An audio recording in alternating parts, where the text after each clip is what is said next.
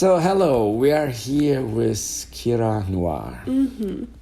I like that you say my name right. I said it wrong for years. Yeah, really? Yeah. How did you say it? I used to say Kira Noir, because that's what it looked like to me. And then Manuel's the one that told me I was saying it wrong. Yeah, it's French for black. Mm-hmm. I knew that. I Googled French for black when I was picking my porn name. Okay. And Noir came up, so I just misread it.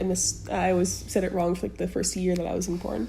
Yeah, but that's okay, because you're American, and Americans don't give a shit about pronunciation. Like, It was so funny for me that, are you interested in politics?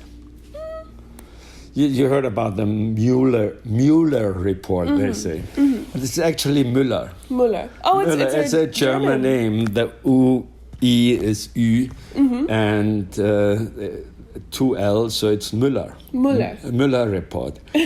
But he might not even know himself that he pronounced his name wrong. His ancestors probably came from Germany so long ago that they've been saying Mueller for too long. Yeah. No, I think there's something with Game of Thrones, Stark, right? It's supposed to be like Stark. Like Stark. Yeah, Stark. Stark means strong. Yeah. Mm-hmm. Yeah. And it's like in Game of Thrones, everybody just says Stark. Okay. Yeah. Okay. I never watch it. My kids love it, but I never watched Game of Thrones. I really love fantasy type books, movies, TV shows, all of that kind of stuff. And I was so disappointed with how that ended. I made the mistake. Is it over? It's over. It's over. And everybody feels like they rushed it. They didn't have as many episodes as we would have liked, so they had to jam-pack a lot of information, like tie up a lot of loose ends very, very quickly, and they just made everything seem like, what the fuck, how did they get from here to here? Yeah. And I made the mistake, so have you ever used Reddit? No. So there's it's a website where it's like you can talk to other people, you can just share something. I heard about it. Yeah. And there's there are different things called subreddits where it'll be people will talk about cats over here and they'll talk about sports over here. So there's a subreddit for Game of Thrones called Free Folk where it's supposed to be like spoilers and leaks and things like that. And I made the mistake of looking through it. And so before the season started, they were saying like, oh, this is going to happen, and then this person's going to do this because of that. And it all looks so stupid. I was like, okay, these are obviously fake. Like, people are just trying to get attention, so they're writing all of this bullshit that, like, there's no way that would happen. And then all of that happened. Oh. I was just sitting there like, are you fucking kidding me? Oh. So yeah, I was really disappointed with that. What kind of shows do you like to watch? I just watched Peaky Blinders on Netflix. It's amazing. I mean, I like the story, but it's usually I love story-driven movies. My favorite movie of all time is Charlie Wilson's War, because it's based on a true story. It's great shot and. Tom Hanks is in main role, and then what's her name?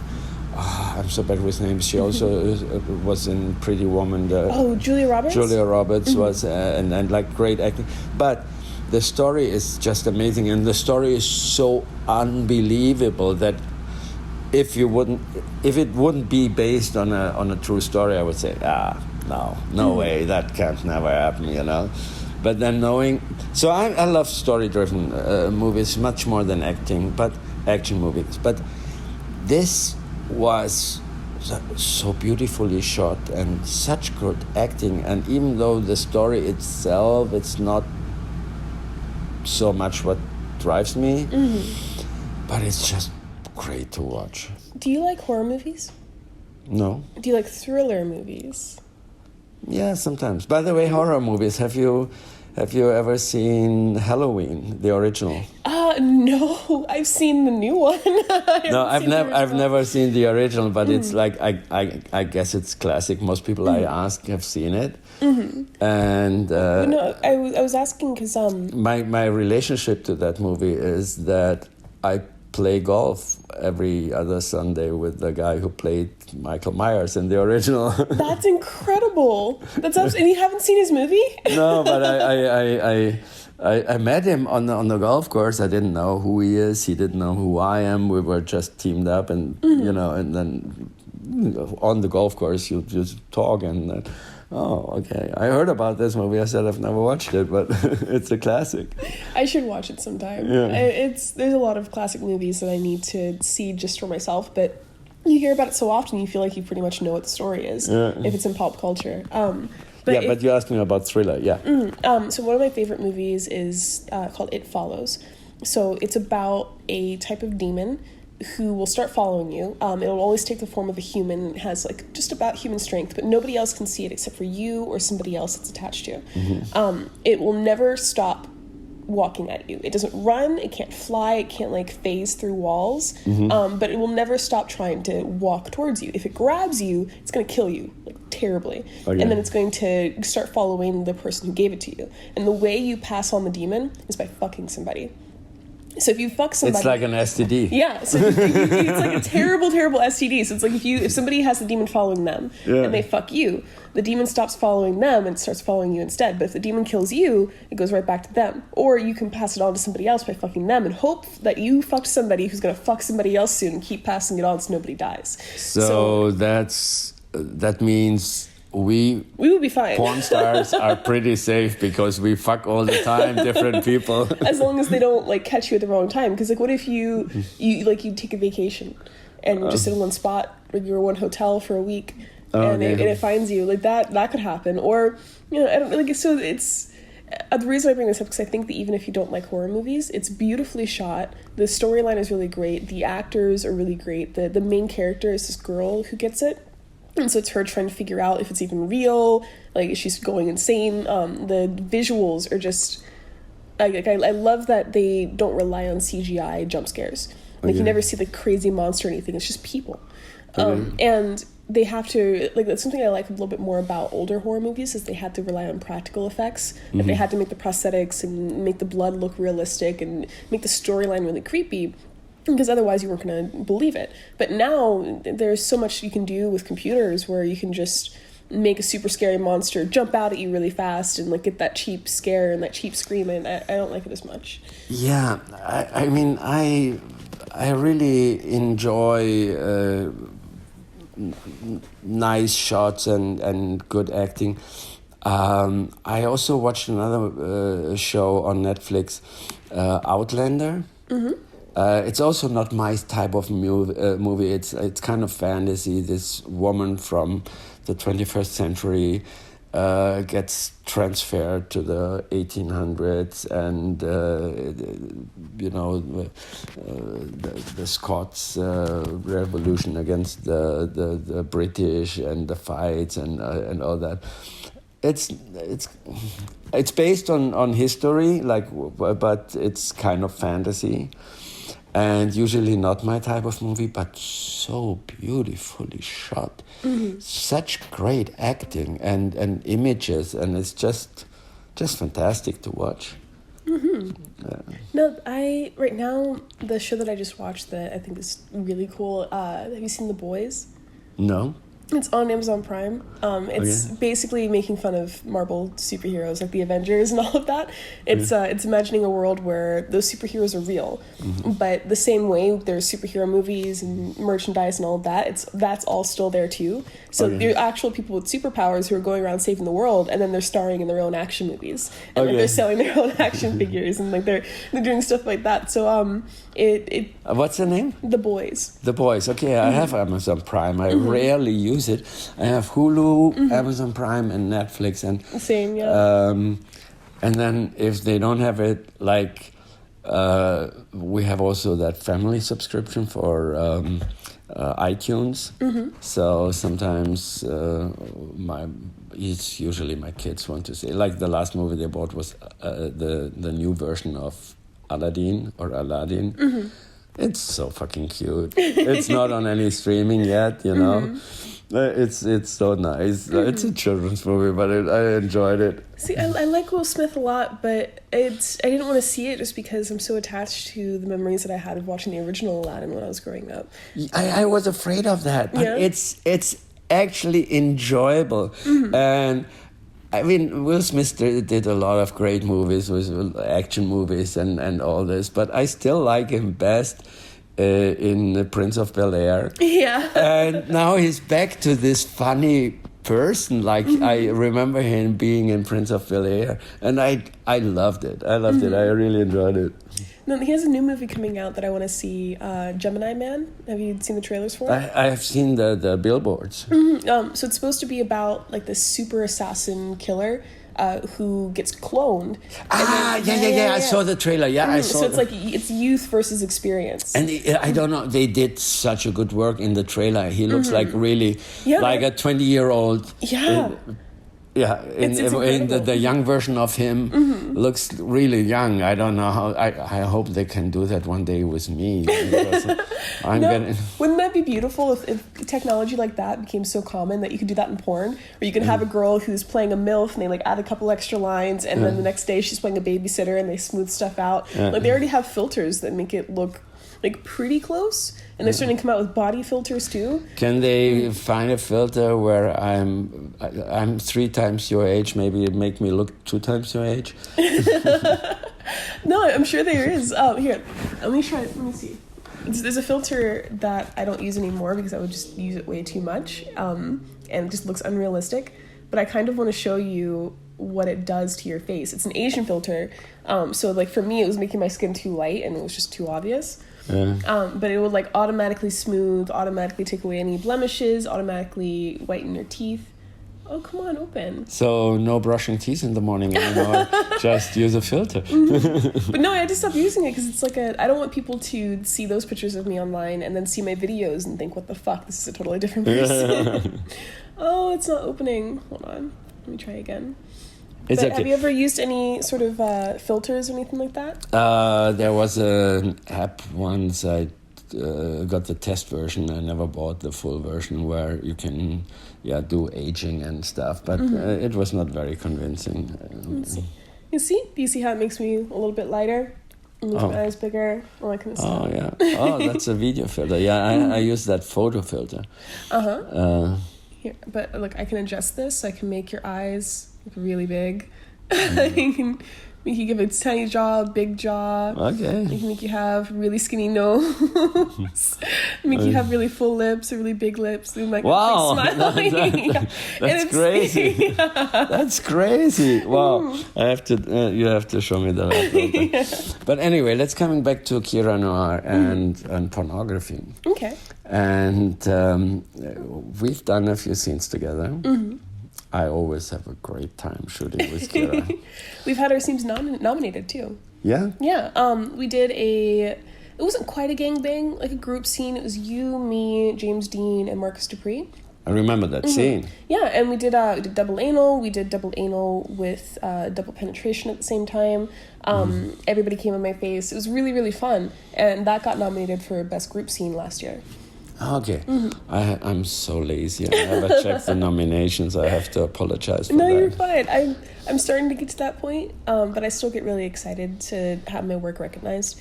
And it's funny, like I will sometimes think about what scene will probably look like the scene that's supposed to win, like from the right company with the right people, and then I also nominate the scenes that I'm just personally really proud of, even if I don't think they actually have a chance of winning. And so that was one of those scenes where I was very proud of that scene, and so I submitted it not thinking it would win, not even thinking it would get nominated, but just like I believe in the scene. I had a really good time, so I just want to tell them that. And yeah, then it got nominated, and there was another scene that I did that actually won for group scenes. I was in that category twice. Okay, congratulations, congratulations. I remember many years ago I was at the show in Barcelona, and it's similar to AVN, and they have a award show afterwards. Everything is smaller, of course, than in AVN. But it was very elegant, and they have like a 5-course dinner, and it was like they had really great entertainment during the show. And I was shooting for a German company, and I did some live performance on, other than in Vegas, you can fuck there and everything. And I was mixing that like a reportage from the show, and during the award show, I was filming. When I heard my name, And I was like, okay, I saw a friend of mine close, I gave him my camera, I handed him my camera.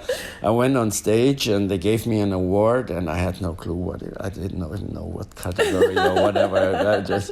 I said, thank you very much, and left the stage. Mm-hmm. And then later the CEO of that company, he came to me and said, that was not very nice of you. I said, what? You should have at least said thanks for private and thanks for Covey, the director. And, you know, I said, yeah, but I didn't know what it was. I had no clue. I didn't know what, I was nominated for, or what. I just heard my name while I was filming. Mm-hmm. No, so I'm dating this new guy right now, and he is on the gay side of porn. Okay. And so he's going to come to the Pornhub Awards with me. And like, for people who don't know, like the gay side and the straight side of porn, like, are two very separate industries. It feels like sometimes, where people don't really talk to each other. There's a lot of controversy surrounding crossover performers who do both. So he's never been to like the Pornhub Awards or AVN or anything like that, because there's no need. They have their own award shows. But AVN has gay awards. Yeah, they have the GayVN. It's still a separate thing. But don't they have awards for gay and trans and all that stuff during the main awards? Yes, they do, but it's mostly trans girls and like girl only performers. Okay. When it comes to the gay male side, that stays with the GayVN. But he was looking up the nomination list because I was telling him about like what I was nominated for the Pornhub Awards, and he saw that the studio that he's contracted with, like he's a contract star, they're nominated, and so he's like, well, I guess I'm going to go to represent my company. Yeah. Okay, cool. Yeah, let's make a little combination of what we talked about before with movie and porn, because we shot a scene together. We shot a bunch of scenes together, and most times I enjoy just having sex with her. The scene I'm talking now, I was also producing and directing, which is fun but a pain in the ass at the same time, because you have so much in your head while you. So I can't fully concentrate on you because I have to direct at the same time, look at the lights and the cameras are right. But that was kind of different. We shot the whole day, 9 o'clock call time for the girls for makeup, and we finished, I said, 11 p.m. or midnight, something like that. It was like more than 12 hours. But we all had a lot of fun. Yeah, and it was a good group of people. Like, I don't mind being on set for 12 hours as long as I like the people that were there. And that was like, I like you. Casey Calvert's amazing. I fall in love with Demi Sutra more and more every day. So it was a fun day on set. And then it was just really cool, the costumes that we were wearing, the concept, walking up and down the runway blindfolded. Yeah. It was interesting. Yeah, Leah Alexis designed the outfits for it was a fashion show theme, and you were modeling the fashion show and afterwards fucking the designer who was played by me. No, I liked what she did with the costume so much that I had her make my AVN dress later that year. Yeah. Yeah, she's great. She's great. I know her from the start.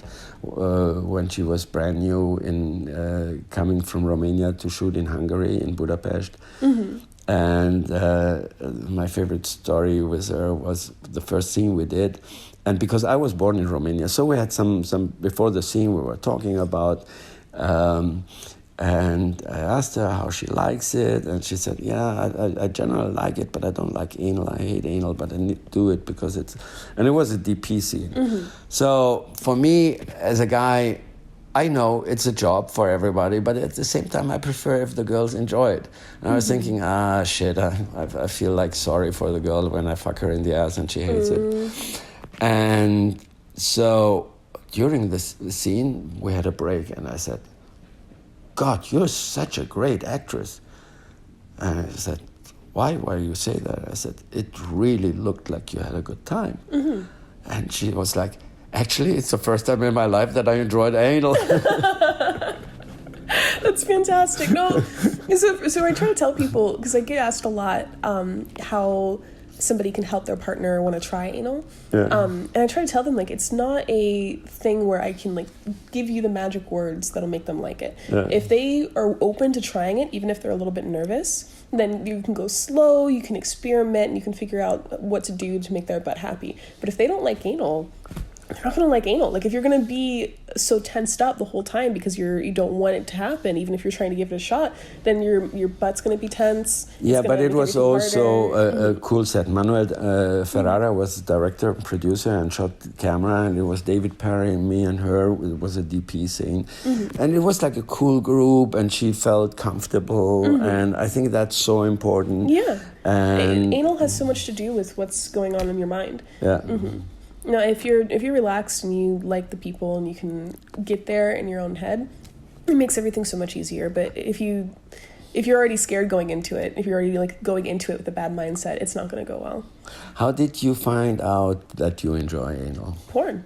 It was porn because I tried it. So the first time I tried anal, I was drunk with my boyfriend at a house party. And he accidentally, I don't know, maybe he did it on purpose, accidentally put it in my ass. And then, like, he stayed there and he was like, can I? And I was like, fuck it, yeah, do it. But I don't even really remember what it felt like or anything like that. I just remember being drunk and, like, not caring. Like, I was just relaxed enough. And then I used to be married, and my husband wanted to try it. And so I did it with him a couple of times, but it was just always, I felt too tense. Like, have you seen those little tiny jewel butt plugs? You know what I'm talking about? Okay, so I had one of those, and I remember I tried to like use one of those to get myself ready for him, and it took me 30 minutes to get it in because my ass was so tight and like I was so nervous about it. And then like I just her ass is still tight. It feels great.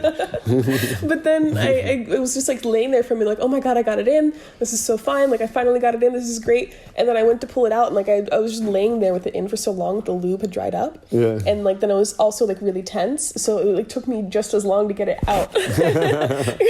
So it was just so, but I was just like so against it in my head, like I was so afraid of it. And so whenever I started doing porn, I asked a lot of other girls what I should do when it comes to being clean, what to eat, how to get relaxed, what kind of toys to use, what kind of lube to use. And then by the time I did my first anal scene, I felt like I knew a lot more what I was doing. So I was able to relax. And then the more I did it, the less afraid of the sensation I became, and the more my ass opened up. So now, like, I still can't gape well. Like, my ass doesn't stay open for very long. Yeah, but actually, I mean, gape is looks amazing on camera, but I rather have a girl with an asshole which is tight and closes up than a loose hole. But now, like, I used to have to use, like, those dilators, the thick butt plugs, before anal scenes to get ready. Now, like, I just tell the guy, like, just go in slow at first, and then I'll give you a little tap on your leg when you can start fucking my brains out, and it's fine. I did a lot of anal scenes in my life, obviously, since I do porn for a long time. And I think it's if you can help the girl to relax, especially when she's new. I mean, when she's a pro like you are now, then you don't need that. But especially I did a lot of girls' first anal, and it was really their first anal, not just their first anal on camera. But like the first time they were... And they were nervous, and then my penis is not the smallest, and then they say, oh my God, this is too big for my ass, and so...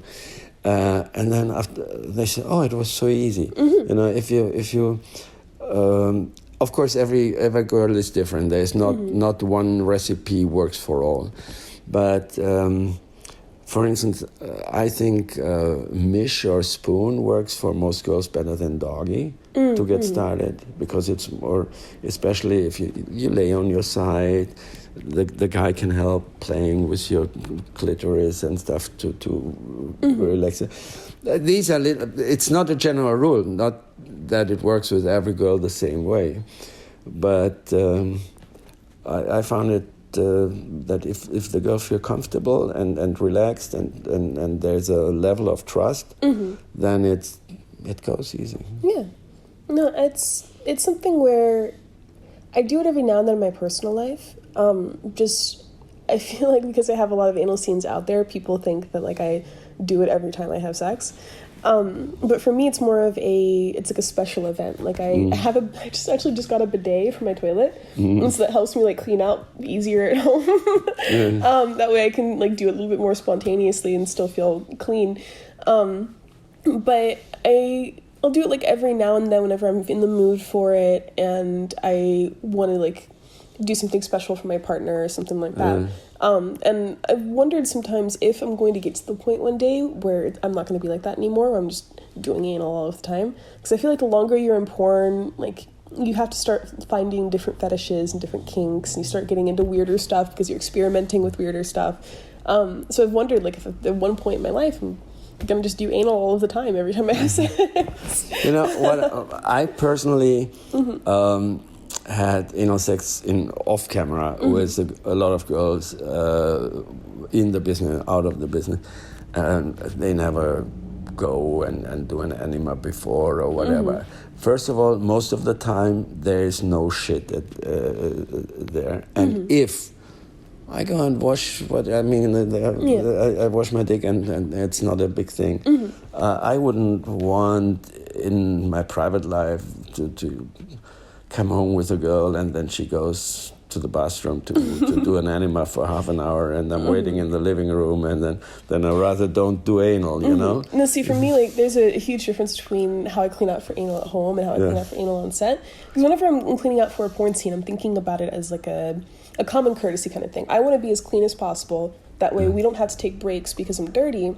Or at least like if it does happen, like we're taking as little breaks as possible. That way the scene goes smoothly, everybody gets done in a timely manner, and we can all go home.